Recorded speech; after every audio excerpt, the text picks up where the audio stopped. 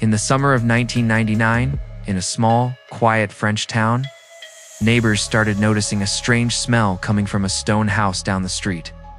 When police arrived, the family who lived there insisted that everything was perfectly fine. The officers stepped inside, and at first nothing seemed out of place. The home was immaculate, almost unnaturally clean. But then they saw it.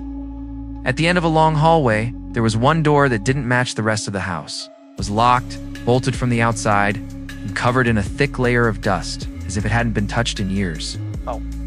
When the police demanded the door be opened, the mother of the family suddenly broke down.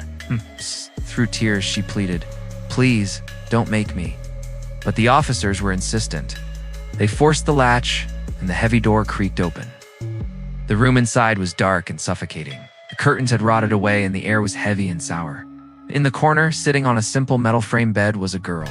She looked to be about 18 years old. Her skin was as pale as paper, and she blinked into the light as if she hadn't seen the sun in a lifetime.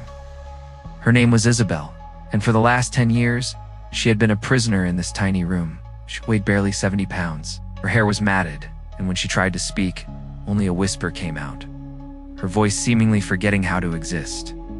On the walls around her were childish drawings of flowers, houses, and a bright yellow sun, the art of a little girl. Frozen in time at the age she was when she vanished, her mother tried to explain, claiming she was only protecting Isabelle. She said her daughter had become rebellious, and the outside world was just too dangerous. But as investigators dug deeper, the real story began to surface. They found receipts for soundproofing materials. They discovered the windows had been nailed shut from the outside. Isabelle's school records had been forged, creating a paper trail that made it seem like she had simply moved away with her family. This wasn't neglect.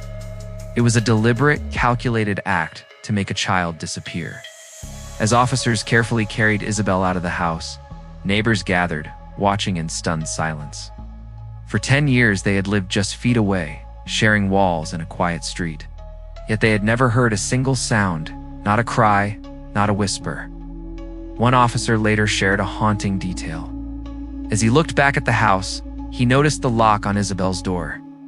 The metal was deeply scratched, but only on the inside. A silent testament to the thousands of times she must have tried to claw her way out. To this day, the true motive behind her mother's actions remains a mystery. Isabelle herself never spoke about her time in that room again. When asked what the very first thing she wanted to do was, her answer was simple. She just wanted to feel the sun.